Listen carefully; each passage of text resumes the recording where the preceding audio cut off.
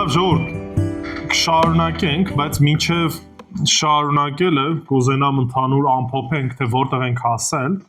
եւ որոշակի այս գրքից էլ մի քանի գրաֆիկներ կներկայացնեմ, որպեսզի ընդհանուր պատկերացնեք որտեղ են գնում, ինչու եմ ասում, որովհետեւ շատերը կան, ովքեր որ հայտնության գիրքը կարդում են, իրենց համար մի քիչ հայտնության գիրքը ոնց որ անհասկանալի որոշ առումով անտրամաբանական ինչ որ իրադարձությունների ընթացք է, շղթա է, որտեղ որ կան անհասկանալի ինչ որ էակներ, կենդանիներ, սիմվոլներ, նշաններ, չգիտեմ, ձիավորներ եւ այլն, ու սրանից տպավորություն է ստեղծում, որ հայտնության գիրքը որոշ առումով կարծես թե անտրամաբանական ինչ որ պատմությունների շղթա է։ Բայց երբ որ մենք նայում ենք ընդհանուր ժամանակագրությանը, մենք հասկանում ենք, որ ամեն ինչ իր տրամաբանության մեջ է մտնում։ Եթե կհիշեք, մենք ամենասկիզբը տեսանք, թե ինչպես է այս հայտնության գիրքը տրվում իր ժողովրդին, այսինքն Աստված Քրիստոսի մասին հայտնությունը տալիս է եկեղեցուն, որպեսզի եկեղեցին ճանաչելով մխիթարություն գտնի, ու դրանից հետո տեսանք, որ Աստված ընտրում էր 7 եկեղեցիների, որոնց որ կոնկրետ նամակը ուղարկեց։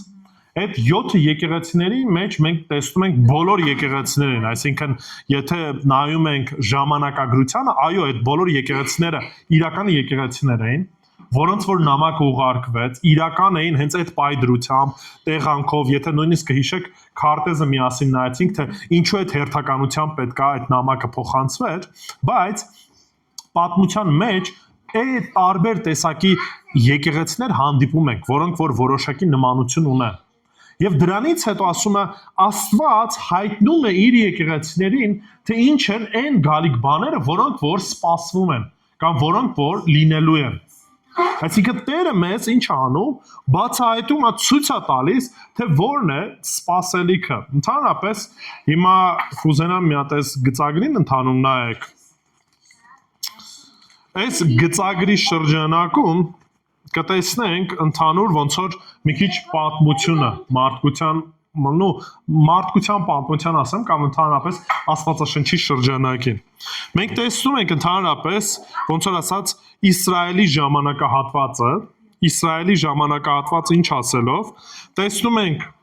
դե Ադամից ու Եվայից չենք սկսում, տաճարի կառուցումից ենք տեսնում, որ առաջի տաճարը կառուցվեց։ Երբ որ ասում ենք առաջի տաճարը, գիտեք, առաջի տաճարը ում կողմից կառուցվեց։ Սողոմոնը, շատ լավ։ Դա լավ չէ, որ այդպես բաները չեք հիշում։ Ուրեմն, հիշում եք Դավիթ թագավորը ինքը, երբ որ իր պալատը ստեղ սարքեց, ասաց ոնց կարա լինի, որ ես ունենամ պալատ,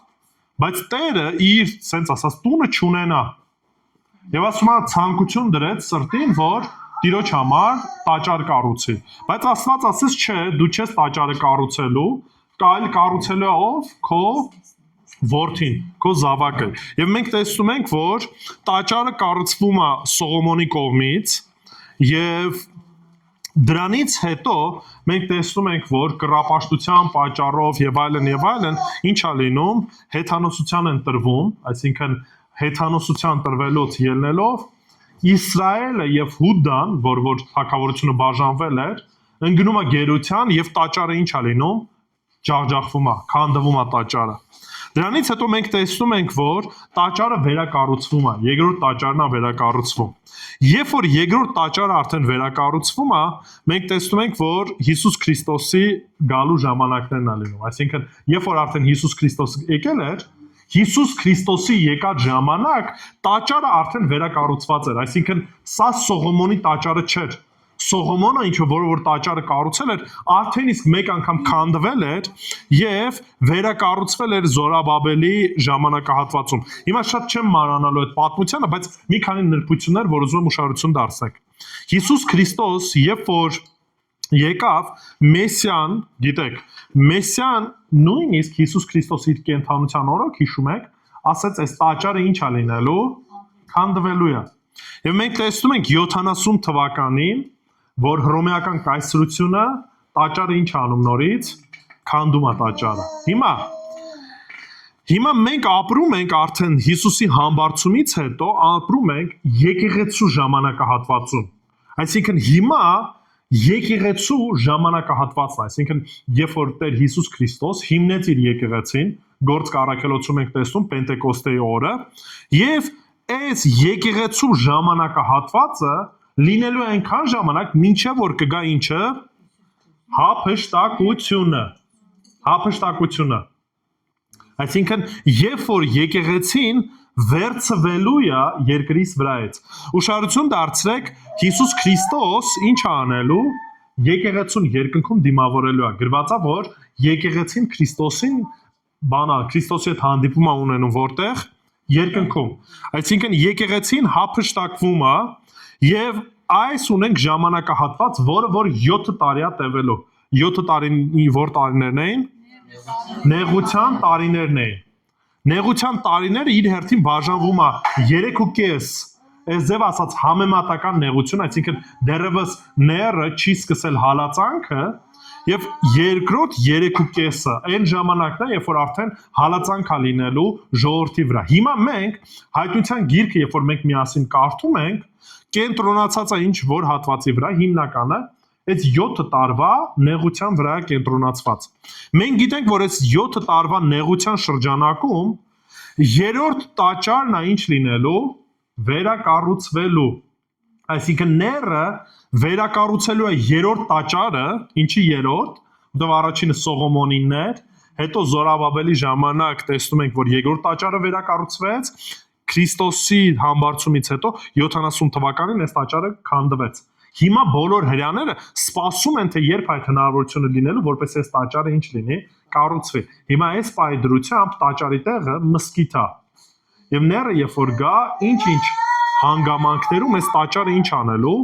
վերակառուցելու է։ Եվ երբ որ արդեն որպես Աստված նստելու է տաճարում, հրեաները հասկանալու են, որ հենց սա խաբում էր, այլ ոչ թե իրական, ասենց ասած մեսիաներ եւ այլն եւ այլն։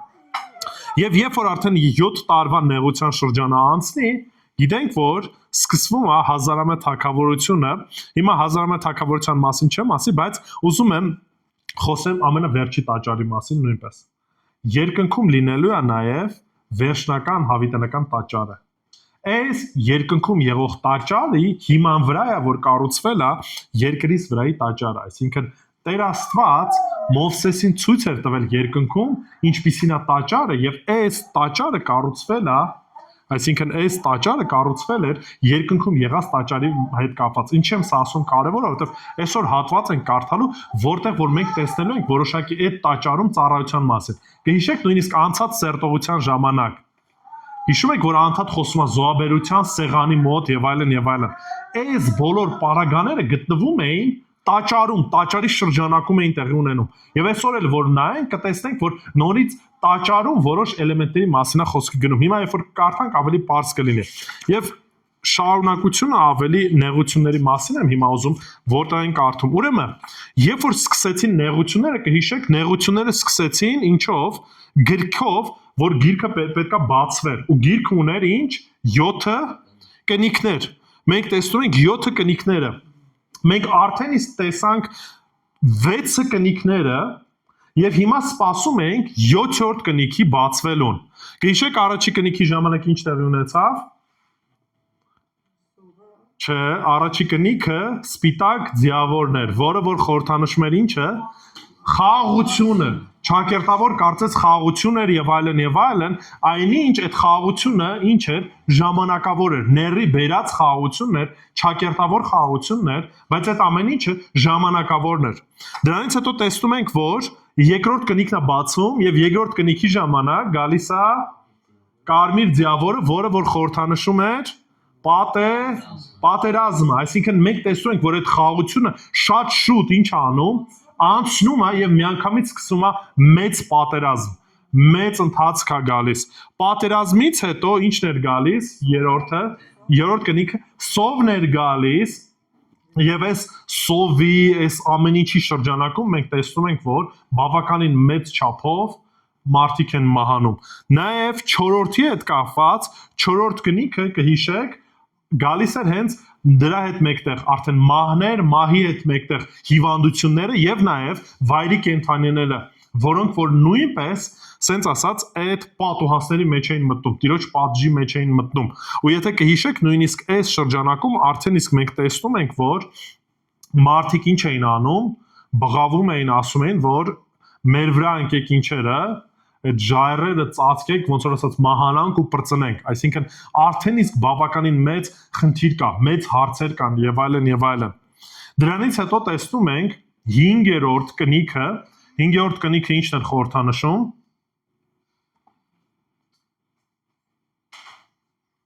Հալածանքը։ 5-րդ կնիքի շրջանակում մենք տեսնում ենք, որ մեծ հալածանք է սկսվում բոլոր նրանց նկատմամբ, չէ, եկեղեցին հափշտակված է։ Բոլոր նրանց նկատմամբ, ովքեր որ սկսում էին ինչ անել, ծառայել, ավետարանել Աստծուն։ Կհիշեք, մենք արդեն իսկ խոսեցինք այդ դրանց մեջ ովքեր կային 144,000 հրյաներ, որոնք որ ճշմարտությունը ճանաչած սկսում են ինչ անել, ավետարանը քարոզել, ճշմարտությունը քարոզել եւ այլն եւ այլն։ Եվ 6-րդ 144 եւ 6-րդ կնիքով մենք տեսնում ենք, որ մեծ երկրաշարժ է լինում։ Հիմա նայեք, հետաքրքրականն այն է, որ 7-րդ կնիքը դեռևս սպասողական վիճակում են գտնվում։ 7-րդ կնիքը դեռևս չի բացվել, բայց պետքա տեսնենք մի բան։ 7-րդ կնիքով ամբողջանալու է Տիրոջ ողջ, այսպես ասած, դատաստանը։ 7-ը հիշում եք, ինչ թիվներ խորհրդանշում, ամբողջականությունը, այսինքն ամբողջացումը։ 7-րդ կնիքով պետք է ավարտվի Տիրոջ ամբողջական, այսպես ասած, դատաստանը, բայց 7-րդ կնիքը իր հետ ունի 7 փողերի ձայն։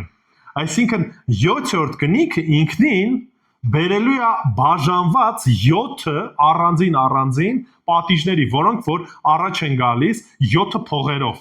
7-րդ փողը իր մեջ պարունակում է 7 գավաթ, որոնք որ նույնպես առանձնացված պատիժներ են, որոնք որ մենք նայելու ենք։ Բայց ես ուզում եմ ինչի համար եմ ձեզ ուզում որ ցույց տամ այս ամեն ինչը, որպեսզի դուք պատկերացնեք, այս ամեն ինչը հստակ Տիրոջ ծրագիրն է։ Սրա մեջ ինչ որ բզկտված կամ անհասկանալի իրավիճակներ չկա։ Ինչ ենք տեսնում։ 7 կնիքներ, տեսնում ենք Հայտնություն 6-ից մինչև 8-րդ գլուխը, հետո դրանից հետո տեսնում ենք 7 փողերը, 7 փողերը տեսնելու ենք Հայտնություն 8-ից մինչև 11-րդ գլուխ 15 համարի մեջ, եւ դրանից հետո տեսնելու ենք 7 գավաթները։ 7 գավաթներից հետո Հիսուս Քրիստոս հետ է վերադառնալու եւ հաստատելու է իր հազարամյա թագավորությունը։ Սրան հիմա չեմ ուզում առաջ անցնեմ, բայց մենք այս պայդրությամբ որտեղ ենք, այս 7-րդ կնիքի վրա ենք, շատ լավ։ Այս ամեն ինչը անելով, ուրեմն գալիս ենք Հայտնություն 8-րդ գլխին, շատ լավ։ Բացեք Հայտնություն 8 ու կկարդանք 1-ից 13 համարները։ Եթե ընթացքում հարցեր են լինում, հանգիստ կանգնացրեք, խոսենք, բան կանենք։ Ասա։ Վայրի կենթանիները, որ վայրի դարձան, Աստված վայրի դարձեց, որտեղ մարդուն վեղ գործեց, թե վայրի դարձեց, որ 7 տարվա նեղության ժամանակ իրանց ուղղակի դարձան։ Չէ, հիմա նայ, գլոբալ առումով պատճառը, որ սենց ասած վայրի կենթանին այս ձև ասած սկսեց, լավ, եկեք մի քիչ ուրիշ ձև ասեմ։ Պատճառը, որ մահը մտավ երկիր մոլորակից վրա, մեղքն է։ Հիմա այդ մահը լինում է կենթանու միջոցով, թե հիվանդությունների եւ այլն, հետևանքն է մեղքի։ Գլոբալ առումով այդ ամեն ինչ Աստծո ծրագիրն է, այսինքն ոչ մի բան Աստծո ծրագրից դուրս չի։ Եվ ասենք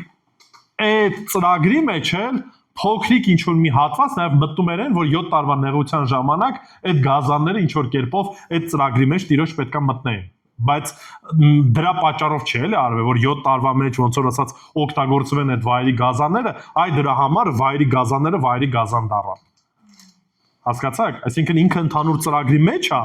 բայց բուն պատճառը հենց այդ չի, էլի։ Լավ,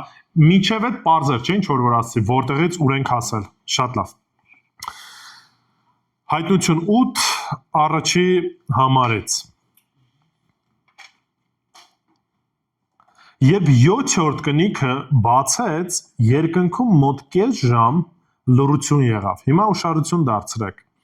Երբ որ ընդհանրապես խոսում է լռության մասին, հետաքրքրական է, այսինքն մինչև այդ մենք ամեն անգամ, երբ որ կնիքը բացվում էր, միանգամից ինչ որ շարժ էինք, չէ՞, տեսնում։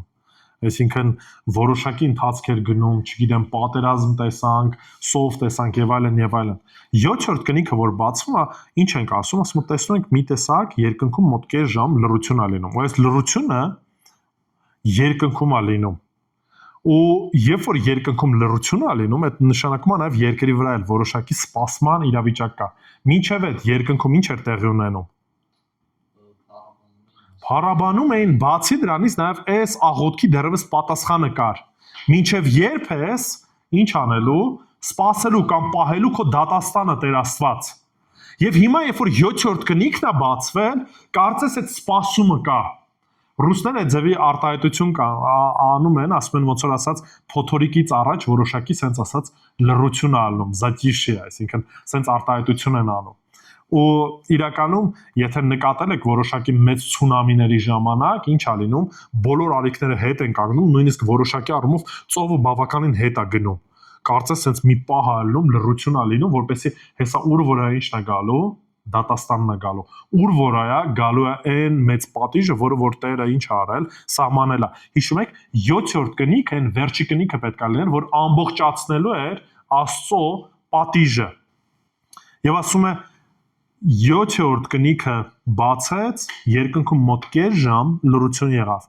Եվ տեսա 7 հրեշտակների, որ կանգնած էին Աստծո առաջ, եւ որոնց 7 փող տրվեց։ Հիշում եք ներկայացրեցի փողերը։ Այսինքն 7-րդ կնիքը բացվելով ներկայանում է 7 փողերով, որոնք որ 7 հրեշտակները պետք է ինչ անեին, հնչեին կամ առաջ բերեին։ Կհիշեք մինչև այդ նորից։ Կհիշեք մի քանի հրեշտակների, որոնք որ քամիները ինչ արեցին, պահեցին եւ սկզբնական շրջանում հրաման եղավ, որպեսզի չվնասեն երկրի վրայի։ Երկրի վրայի ծառերին եւ այլն եւ այլն։ Կհիշեք, մի քանի սերտողություն առաջ ենք դրա մասին խոսում։ Եվ հիմա արդեն իսկ ժամանակը գալու է, որ այլևս այդ խոչընդոտը ինչ է լինելու, վերցվելու է եւ այս փողը պետք է ինչ արվի, հնչվի։ Հիմա նայեք։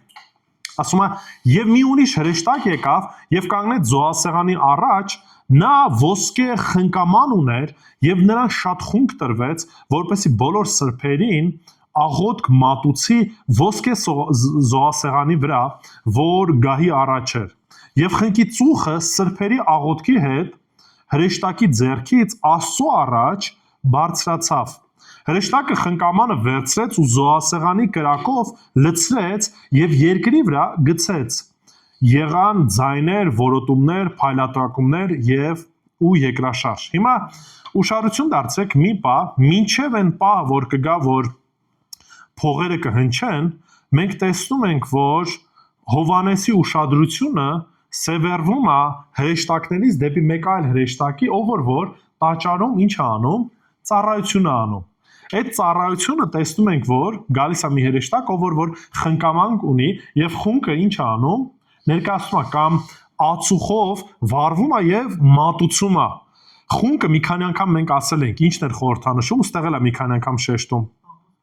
Աղոթքը, խորհրդանշում է աղոթքը եւ այս ատրիբուտները, որ մենք տեսնում ենք, խնկաման, տեսնում ենք օրինակի համար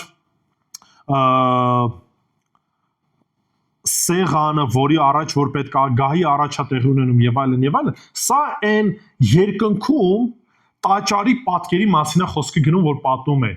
Հիմա նայեք, ուշադրություն դարձրեք, որ Հովանեսը հիմա ուշադրությունը սևեռում է այս ամեն ինչի վրա։ Ու այս խնկարկությունը կամ այս մոտեցումը մենք տեսնում ենք 5 տակարանից։ Եթե Ղևտացված նամակը կարդացել եք, գիտեք, որ քահանաները որոշակի, ասենց ասած, ծիսական արարողակարգ ունեին, ինչպես պետքա ոսկե խնկամանով, այդ կրակամանով առաջ գան, զոհասեղանից ածուխը վերցնեն եւ խունկը ներկայացնեն, այս ամեն ինչը գալիս է 5 տակարանից, այսինքն 5 տակարանում սահմանված էր։ Եվ մենք 5 տակարանում ինչ որ տեսնում ենք, որ հայտնության գրքում այս ամեն ինչը հրեշտակն է անում, երկնային տաճարում կատարելով հետեւյալ ծառայությունը։ Եվ այս խնկարկությունը խորհրդանշում էր ինչը, սրբերի աղոթքը։ Սրբերի աղոթքը։ Այս սրբերի աղոթքի մեջ ոչ միայն ներառված են Տիրոջը շնորհակալություն հայտնելու աղոթքները, այլ նաև ինչը դատաստանի հետ կապված աղոթքը, չէ, որ Տերն ասում է, Տիրոջն ասում են, մինչև երբ ես դիմանալու, մինչև երբ վրեժ չես առնելու մեր այս զոհից։ Ուշադրություն դարձեք, որ Տիրոջ առաջ նաև հաճելի էր ոչ միայն այն աղոթքը, որ շնորհակալություն էր, որ փառաբանություն էր, մի քանի անգամ երգեցինք։ Կհիշեք նույնիսկ անցած երգը, որ միասին երգեցինք, ինչպես էին երեցները Տիրոջ առաջ կանգնում ու փառաբանության երգեր բարձրացնում։ Ասեմ դեռևս տենց մի քանի փառաբանության երգեր կամ աղոթքներ լինելու են։ Բայց այս բaragայում ոչ միայն այդ աղոթքն է, որ Տիրոջ կողմից ընդունելի է, այլ նաև այն, որ ակնկալում են ինչ արդար դատաստանը, պատիժը, արդար դատաստանն ու պատիժը։ Եվ մի քանի անգամ ասել եմ, Տեր Հիսուս Քրիստոս, եթե առաջի անգամ եկավ, որպեսզի մեր մեղքերին թողություն տա, որպեսզի մեր մեղքերին ազատի, երկրորդ անգամ գալու է որպես դատավոր։ Որպես դատավոր։ Եվ մեր պատկերացած Քրիստոսը շատ դեպքերում շատ սենտիմենտալ է։ Շատ, այսինքն, սենց դե սիրող է, պուպուշ է, ես նույնիսկ շատ դեպքերում լսում եմ երեխեքին սովորացնում են Աստված պապիկ, աղոթենք Աստված պապիկին եւ այլն, ու սենց կարծես, գիտես ինչ, մի քիչ սենց պուշիստի, բեղերով, սիրուն, բարի, ժպտերես, հասկանում եք, այսինքն մենք շատ ենք պարզեցնում Աստծով լինելը։ Այնինչ, երբ որ մենք տեսնում ենք այս պարագայում, որ այո, Տերը նաև ի պատասխան իր սուրբերի աղոթքի այդ դատաստաններն առաջ բերում, որ այդ ամեն ինչը ներկայացվում է եւ Աստծո առաջ է գալիս, դա որպես հաճելի։ Եվ հիշեք մի բան, ամեն մի աղոթք, որ դուք աղոթում եք, հենց այնպես չի անցնում գնում։ Ու սա կարևոր է մեր կյանքում էլ մենք հասկանանք մի բան, որ աղոթքը երկրորդական, երրորդական տեղ չպիտի մեր կյանքում զբաղեցնի։ Աղոթքը առաջնային պետք է լինի մեր կյանքում, որպեսզի հստակ երևա, որ մեր ողջ կյանքը կախված է ումից Աստծուց։ Եվ այս պատուհասների նպատակը նաև ոչ միայն այն է, որ պատիժ լինի, այլ նաև երևա, որ ցույց տա, որ ամեն ինչը կախված է ումից Աստծուց։ Ամեն բան, մեր կյանքը լիարժեք կախված է Աստծուց, ամեն ինչը սկզբից մինչև վերջ։ Ու այս հատվածում մենք տեսնում ենք հենց այդ կարծես աղոթքի պատասխանը 6-րդ գլուխ 10-րդ համարի մեջ, որ անդադ սուրբերն ասում էին մինչև երբ։ Այ հիմա պահը եկել է, որ վերջին արդեն դատաստանը պետք է լինի։ Ու ինչ ենք տեսնում, ասում է լսեցինք ձայներ, որոտմունքներ, կայծակներ, երկրաշարժ եւ այլն 5-րդ համարը։ Ուշադրություն դարձեք, կես ժամ լռությունից հետո միանգամից սկսվում է ինչ, սենց բարձրաձայն կերպով այս ամեն ինչի պատասխանն է գալիս։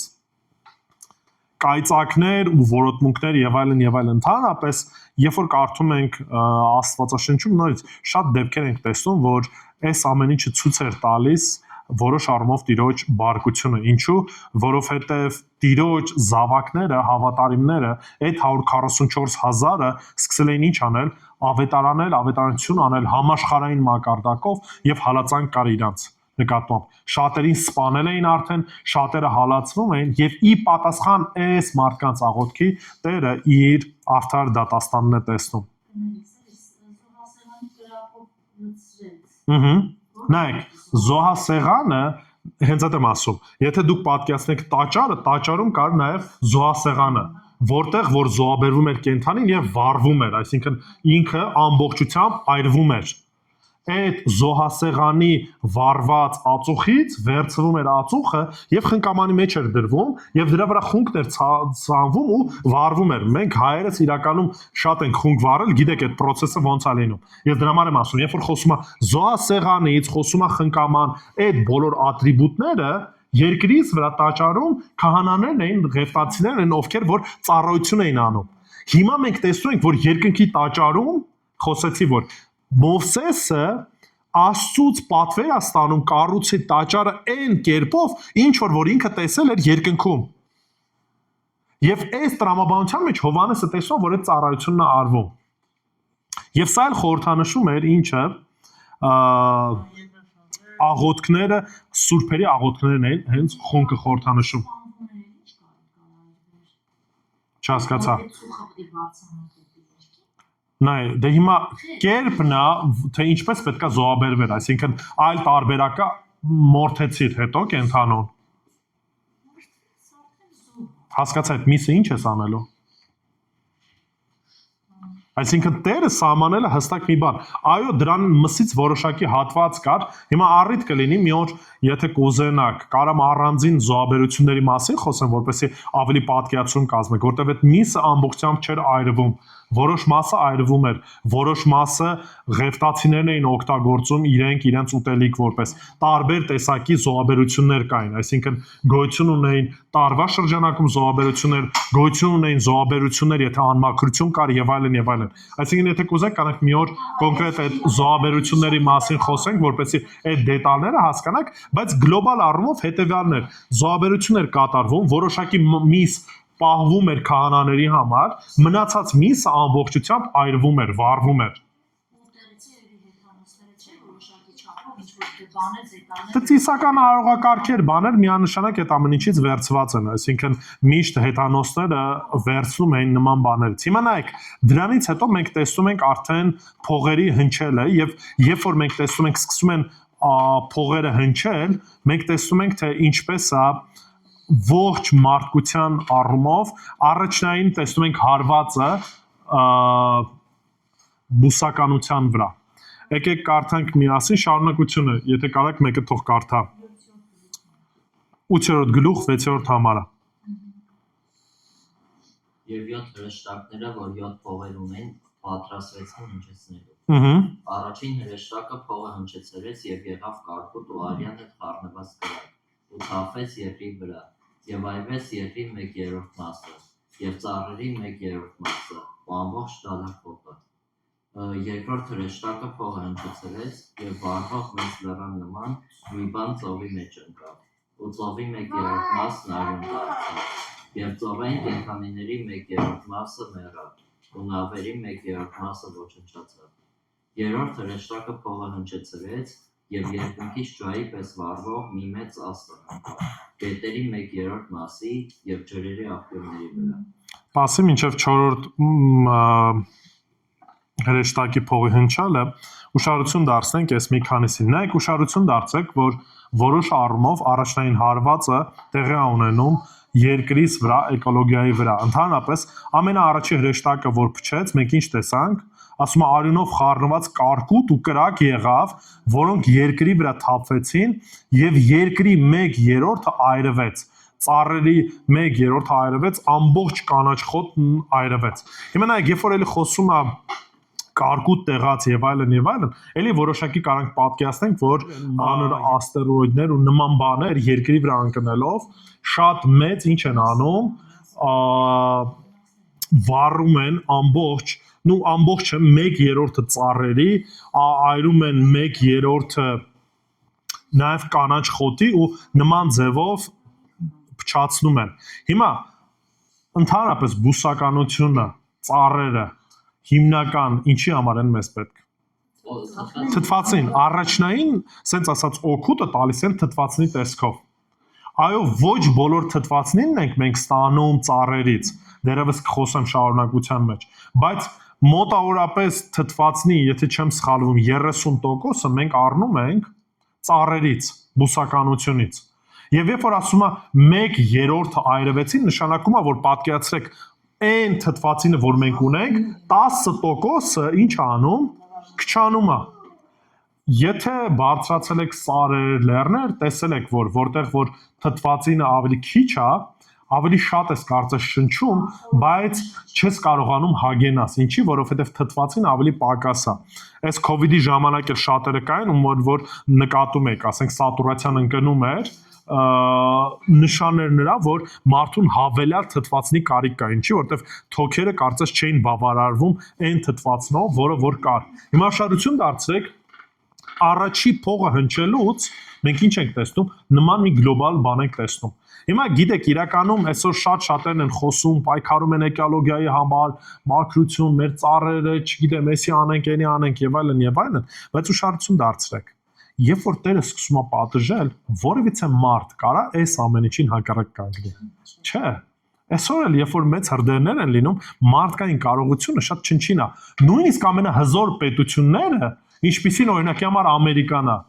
երբ որ կանգնում են քամու առաջ, կանգնում են հրդեհի առաջ, որևիցե հզոր պետություն, որևիցե բան չեն կարող անել։ Ու կապ չունի հարուստ ես, հարուստ չես, այն ժամանակ շատ հարուստների տաներ ուղղակի լուցկու չոփի պես վառվեցին, անցան գնացին։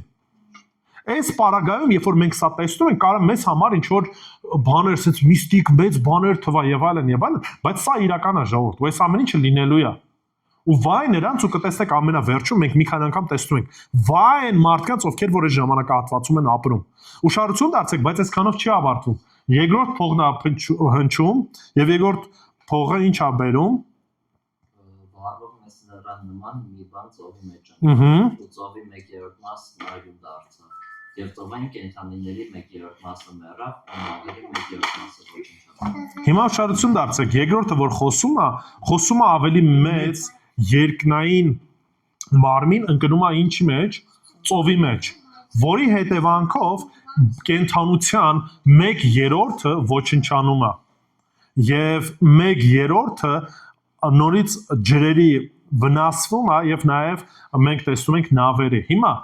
եթե էլի մի փոքր ուսումնասիրեք, կտեսնեք, որ թթվածնի մեծ մասը մենք ստանում ենք օվկիանոսներից։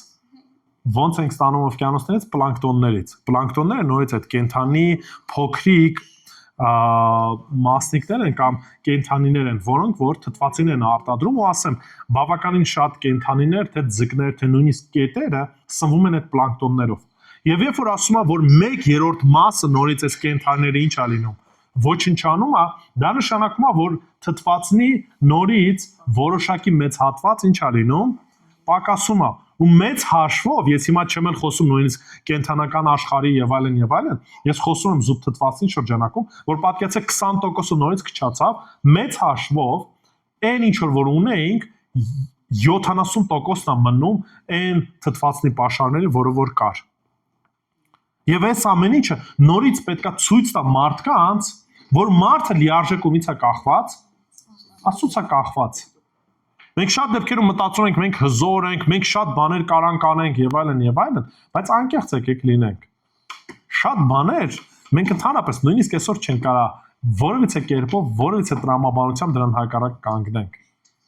Խոսում ենք երկնաքերերից բանից, բայց էսի դուք անկեղծ չեք պատկերացնում, որ մենք այնքան հնարավորություն չունենք, որ ցանկացած երկնաքեր, որը որ հանկարծ երկնաքեր եմ ասում, երկնային մարմին, որ հանկարծ ու հանկարծ գալիս է երկրից վրա, մարդը ոչ մի բան չի կարող անել։ Կարող է բախտը բերի ինչ որ մեկը նկատի, բայց եթե նույնիսկ նկատեց, որևիցե բան չեն կարող անենք։ Եվ սա այդ իրականություն ուղղակի մենք ինքներս մեզ ինչ ենք անում, խափում ենք, կարծես վստահություն ենք տալիս, որ ամեն բան մեր ձեռքերի մեջ է։ Ու վայ նրանց, ովքեր որ այս 7 տարվա նեղության շրջանակի մեջ են անցնելու։ Վայ նրանց։ Շարունակությունը։ Երրորդ հրեշտակը փողը հնչեցրեց, երկնքից ջահի պես վառվող մի մեծ աստղ, գետերի 1/3 մասի եւ ջրերի աղբյուրների վրա։ Աստղի անունը Օշինթր էր։ Ջրերի 1/3-ը դառնացավ, ու շատ մարդիկ մեռան դառնացած ջրերից։ Հիմա նայեք, երրորդ հարվածը իրականում, երբ որ տեսնում ենք, ասում է ջահի պես բռնկված մի աստղ ընկավ, չենք կարող ասենք ինչա։ Ինչ տեսք է ունեցել եւ այլն։ Իրականում, եթե նայեք մի քիչ ջրային պաշարներին, այսօր ոչ բոլոր օրինակ համար մաքուր խմելու ջուր ունեն։ Շատ աֆրիկյան երկրներում մարդիկ երազում են մաքուր խմելու ջուր ունենան։ Շատ արաբական երկրներում բավականին մեծ ֆինանս են ծախսում, որպեսզի կարողանան աղի կեղտոտ ջրից մաքրեն եւ կարողանան իրենց համար ջուր ունենան։ Ու սա այս պայմանում երրորդ հրեշտակը երբ որ փչում է, մենք տեսնում ենք, որ ջրային պաշարների 1/3 մասը ինչ է լինում նորից, դառնում են կամ այլ կերպով դառնում են թունավոր։ Հիմա օշինդր այդ բառը ինքը բույս է, որը որ բավականին թունավոր բույս է։ Դրանից ճիշտ է որոշակի խմիչք կա հիմա որ սարքում են, լիկյոր ինքը հատուկ սարքելու ձև կա, դրա չափաբաժինները կա եւ այլն, բայց հետաքրքիր է որ 5 տականում այս օշինդրը միշտ օգտագործվել է Աստծո կողմից որպես նորից պատժի հետ կապված։ Եթե մեկը կարա Երեմիա 9:15 կարդա, շատ համարներ կա, բայց մենակ Երեմիա 9:15 կարդացեք։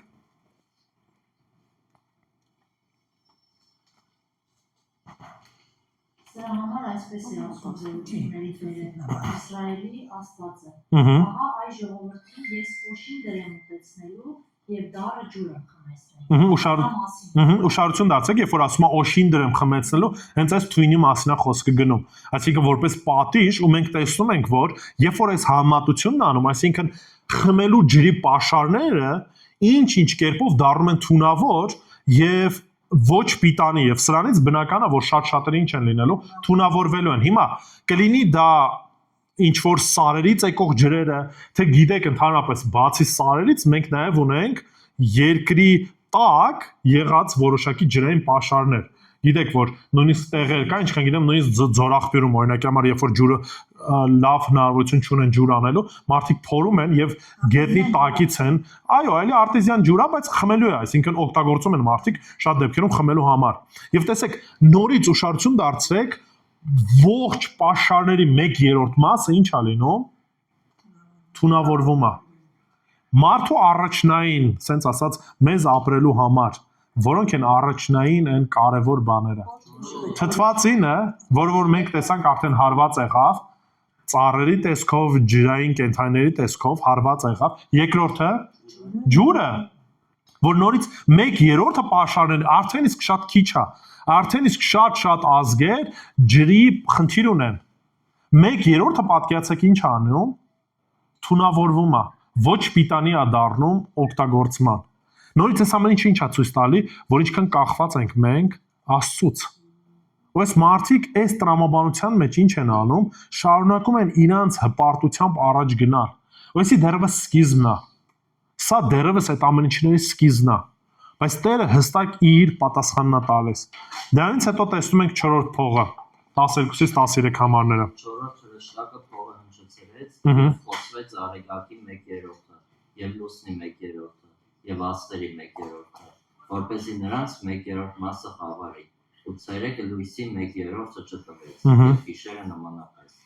տեսա եւ լսեցի մի արծվի որ թռչում էր երկնքի մեջ ու բարձրաձայն ասում վայ երկրի վրա բնակվողներին եւ կհնչեն նաեւ մյուս փողերի ձայները որ հնչեցնելու են 3 հրեշտակ Հիմա նայեք ուշադրություն դարձեք հիմա առաջ Աստված մնացած 5-րդ փողից արդեն առաջ Աստված երբ որ կհանդիպենք խոսանք բայց 4-րդ փողը մենք տեսնում ենք որ առաջի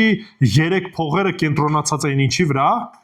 երկրի վրա հիմա արդեն 4-րդ փողի հնչմամբ տեսնում ենք կենտրոնացում է երկինքը Եվ առաջի հարվածը տեսնում ենք Արեգակը, Լուսինը եւ Աստղերը, ասում 1/3 խավարեցին։ Հիմա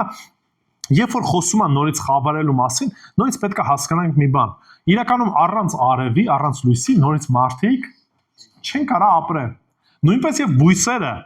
եթե չկա արև, եթե չկա լույս, չի լինելու ֆոտոսինթեզ։ Նորից մեկը մյուսի հետ փոխկապակցված է։ Եվ այս պարագայում Աստված հարվածում է այն ամենակարևոր առաջնային կարիք ունեցող բաներին, որպեսզի մարդը ինչ անի, շատ հստակ հասկանա, որ իրականության մեջ մենք ոչ մի բան չենք կարող անել։ Արեգակի 1/3, Լուսնի 1/3 եւ Աստղերի 1/3։ Երբ որ ամեն անգամ շեշտում է 1/3, դա ինչ զգացողություն է բերում։ Ահա։ Որ դեռևս այս ամեն ինչը սկիզբն է։ Այսինքն դեռևս Տերը ցույց է տալի, որ այս ամեն ինչը սկիզբն է, դեռևս չի հասել այն վերջնական դատաստանին, որը որ Տերը պահում է։ Այսինքն նույնիսկ այս պարագայում, երբ որ խոսում է 1/3-ի մասին, սա դեռևս ցույց է տալի, որ այն վերջնականը չի ինչ որ Տերը ինչ անելու, բերելու է։ Եվ սա գիտեք ինչին է նման, որոշ առումով նման է ելքի ժամանակ կհիշեք, որ եգիպտացիք չէին ուզում ազատեին ժողովրդին։ Շատ նման է դրան հենց այդ հարվածներին, որ Տերը ինչ էր անում, հարվածում էր 7 պատվաստներ տվեց տարբեր, որպեսզի մարդիկ տեսնեին։ Եվ վերջի հարվածով էր, որ ինչ արեցին, թողեցին, ասին թող գնանք։ Եվ այս պարագայում նույնպես, ինչպես որ եգիպտացիք էին իրենց սրտները խստացնում, շարունակության մեջ կտեսնեք, որ ասում են մարդիկ տեսնում են, որ Աստված այս ամեն ինչը անում, ու ինչ էին անում, շարունակում էին անիծել Աստծուն։ Այսինքն այս պարագայում տեսնում ենք, որ մարդը մինչև վերջ պայքարում է կռիվ տալիս Աստծո դեմ։ Եվ որևիցե կերպով, որևիցե պարագայում հիշեք մի բան, ազատագրում չկա։ Ինչպես որ այդ մարդիկ էին ասում են, երազում էին, մտածում են, որ հեսա ժայռերը ընկնեն մեր վրա մահանանք բրծնենք, այն ժամանակ էլ հասկանում են, որ կենթանի Աստծո ձեռքից որևիցե մեկը չի կարող ազատվի։ Չկա ազատում։ Եվ Եսայա մարգարեն որոշ առումով սրա մասին խոսում է։ Եսայա մարգարությունից ուզում եմ կարդալ 13 9-ից 10 համարները։ Եսայա մարգարություն 13 9-ից 10 համարները թող մեկը բացի։ Ահա գալիս է Տիրոջ օրը, անգթության, վրդովմունքի և բորբոք բարկության օրը, որ երկիրն ամայացնելու է և նրա մեղավորներին բնաջնջելու է նրա երեսից, որովհետև երկնքի աստղերն ու նրանց աստղաբույրերն իրենց լույսը չեն տալու, արեգակը ծագելիս խավարելու է, և լուսինն իր լույսը չի ճառագայթի։ Ուշադրություն դարձնում եք ինչքան Եսայա մարգարեն շատ տարիներ առաջ Քրիստոսից առաջ ինչ անում, սրա մասին մարգարացել է։ Եվ մենք տեսնում ենք, որ այս ամեն ինչը դեռ գալու է, այս ամեն ինչը իրականություն է դառնալու։ Եզեկիել մարգարության մեջ ենք տեսնում, Հովել մարգարության մեջ ենք դրա մասին տեսնում, այսինքն այս զգուշացումները հрьяաները ինչը շատ լավ գիտեին։ Շատ լավ գիտեին։ Հիմա մենք էլ շատ դեպքերում մենք այս ամեն ինչի մասին գիտենք։ Շատ շատերը գիտեն, որ դատաստանը լինելու է, բայց կարծում են, դե ոչինչ կանցնի, դե ոչինչ ժամանակը կգա, այդ ժամանակ կապաշխարենք եւ այլն եւ այլն։ Չէ, ժողովուրդ ջան, հիմա է ժամանակը, հիմա է ժամանակը։ Կամ հիմա տիրոջինն ենք, կամ տիրոջինը չենք։ Կամ հիմա խոստովանում ենք, ընդունում ենք, կամ չենք կարող հույսներս դնենք, դե լավ, կարող է այս անգամ անցնենք, էլի, ռուսները էլի նույն խոսքն են ասում, ավոյս повезет, էլի, այսինքն կարող է այս անգամ բախտերս բերի անցնենք, գնանք եւ այլն եւ այլն։ Այդ ժամանակ որևիցե մեկը չի պլստարու։ Իրականում մենակ այն ժամանակ չի, հիմա էլ ամեն մարդ էլ կանգնելու է Տիրոջ դատաստանի առաջ։ Ստե ուղղակի այդ ամեն ինչը արդեն հասել է այն գագաթնակետին, որ Տերը իր պատիժն է հստակ ցույց տալու։ Եվ վերջի համարն եմ ուզում կարդամ եւ ուշադրություն դարձեք ինչ է ասում։ Երկնքի մեջտեղ թռչող մի արծիվ տեսա, որ բարձրաձայն ասում էր ինչ. Վայ, վայ, վայ, երկրի բնակիչներին եւ մյուս երեք հրեշտակների փողերի մնացած ձայներից, որ դեռ պիտի հնչեն։ Երբ որ ասում է վայ, վայ, վայ, ընդհանրապես էլի 5 կտական տերմինաբանության մեջ է օգտագործում։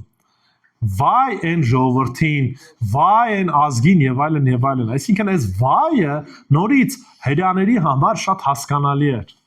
Եվ մեզ համար էլ շատ հասկանալի պետք է լինի վայ այն մարդկանց, ովքեր որ հակառակ են կանգնելու, ովքեր որ ինչ են անելու, մերժելու են Տիրոջը։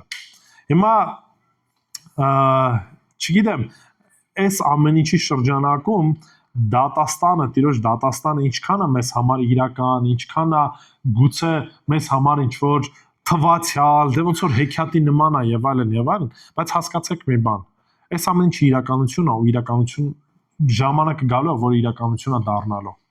Մենք կարանք դա ընդունենք, կարանք մերժենք։ Դրանից իրողությունը որևիցե կերպով չի փոխվելու։ Ուշադրություն դարձեք վայ ում վրա, երկրի վրա ու նրանց որդիների։ Եսայա մարգարեության մասին ասում է ջնջելու եմ երկրից վրա բոլոր այն մարդկանց անօրենություն ու մարդկանց, ովքեր որ անօրեն կերպով են վարվել։ Անօրենությունն ինչն էր Աստծո առաջ։ Ամեն մի քայլ Աստծո խոսքից ու Աստծուց դուրս։ Այսինքն այդ տրամաբանության մեջ որևիցե մեկը չի ազատվելու, որևիցե մեկը ազատագրում չի ստանալու։ Դրա համար որն է, ասենց ասած, մեր պատասխանը այս ամեն ինչին, որը պետք է լինի։ Նախ եւ առաջ, եթե Քրիստոսինը չենք, ինչ պետք է անենք։ Ապաշխարենք, դարձի գանք, խոստովանենք մեր մեղքերը, ընդունենք Քրիստոսին։ Այլ ճանապարհ չկա, այլ ազատագրման հնարավորություն չկա։ Առաջինը դա որ պետքա խոստովանենք դարձի գանք, իրապես խնդրենք, որպեսզի Տերը մեր թագավորը լինի, մեր Տերը լինի, ու հիշում եք, չէ՞,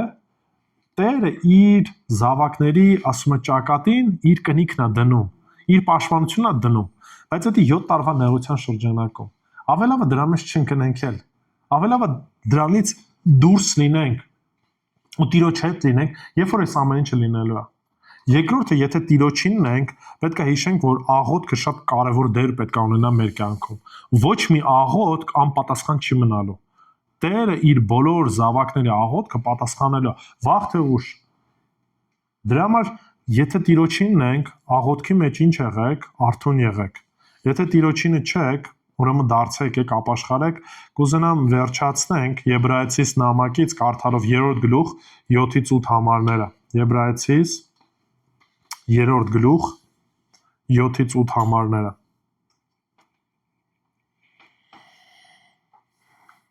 Դրա համար Սուրբ Հոգին այսպես է ասում. այսօր եթե նրա ձայնը լսեք, ձեր սրտերը մի կարծրացրեք, ինչպես փորձության օրը անապատում։ Ում մասին խոսքը գնում է։ Չէ, հրյաների, որ անապատում ինչ արեցին, խստացրեցին իրենց սիրտը։ Որովհետև ասում է ձեր հայրերը փորձեցին ինձ,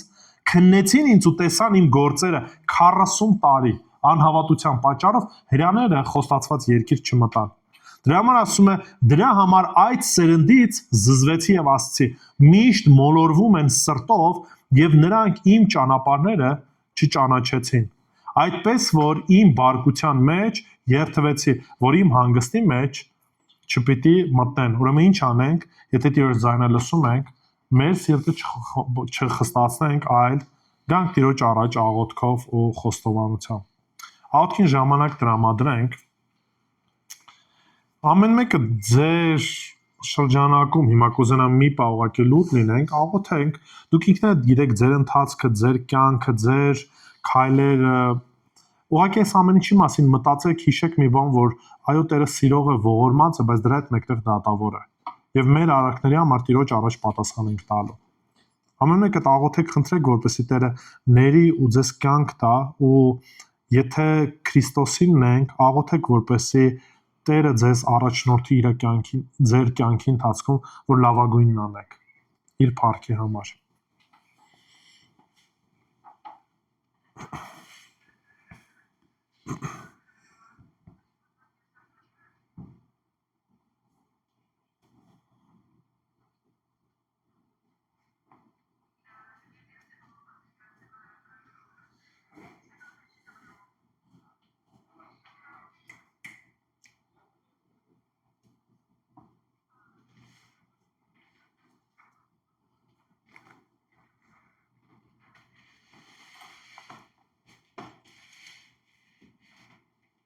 Տեր Աստված իրապես փառք ու գոհություն ենք քեզ ուզում հայտնենք, որ մեզ կյանք ես տվել եւ հնարավորություն ես տվել խոսքիդ միջոցով քեզ ճանաչելու։ Որ այո Տեր Աստված ճաշակենք քո սերը, քո քաղցրությունը, այլ ոչ թե բարկությունը, որ սպասվում է բոլոր այն մարդկանց, ովքեր որ կմերժեն քո որդուն։ Աղոթում ով Տեր Աստված, որ այստեղ գտնվող ամեն մեկին այցելես Տեր, որ եթե դեռ քո զավակը չեն, խոստովանեն իրենց մեղքերը քո առաջ եւ ընդունեն քեզ Տեր որպես Տեր ու Փրկիչ։ Որ իրենց կյանքը փոխես, իրենց միտքը փոխես, իրենց ընթացքը փոխես եւ վերստին ծնունդ տալով քեզ զավակ դարձնես Տեր։ Աղոթում նաեւ բոլոր նրանց, ովքեր որ քոնն են Տեր, օգնի որ մեր աղոթքի կյանքի մեջ էլ ավելի հառաչանանք Տեր Աստված։ Որ չլինի թե մեր կյանքում կարծենք, որ ամեն բան մեր ձեռքերի մեջ է Տեր։ Այս բոլոր հատվածները, որ կարդում ենք, ինչ որ պետք է գա Տեր, ցույց է տալիս, որ իրապես որպես մարդ մենք շատ թույլ ենք ու որևիցե բան չենք կարող անել Տեր։ Եվ իրապես ամեն վարքյան մեր կյանքը կախված է քեզանից Տեր։ Այն թթվածինը, որ շնչում ենք, այն ջուրը, որ ունենք, այն հացը, որ ունենք Տեր, ամեն բան քո շնորհքն է եւ քո ողորմությունն է, որ ամեն պահ, ամեն վարքյան ցույց ես տալիս Տեր։ Սակայն շատ դեպքերում Տեր Աստված չենք գնահատում այն։ Օգնի ով Տեր Աստված, որ իրապես մեր կյանքը ապրենք քո համար, քեզ մեծարելու, քեզ փառաբանելու Տեր։ Եվ միշտ մեր աղոթներով գանք քո առաջ իմանալով, որ Տեր մեր աղոթները քեզ հաճելի են Տեր Աստված։ Քեզ ընդունելի են քո որդու միջոցով Տեր։ Եվ որպես անուշահոտ խունկ են, որ բարձրանում են քո առաջ Տեր Աստված։ Ուստի աղոթում եմ Տեր, որ ողորմես, ներես մեզ, օգնես, որ ապրենք քո անվան ու փառքի համար Տեր, որպեսզի ամեն ինչի մեջ քո սուրբ անունը մեծարվի եւ դու փառավորվես։ Հայր, Որդի եւ Սուրբ Հոգի, հավիտյանս հավիտենից, ամեն։ Տեր օրհնի ժողովուրդ ջան,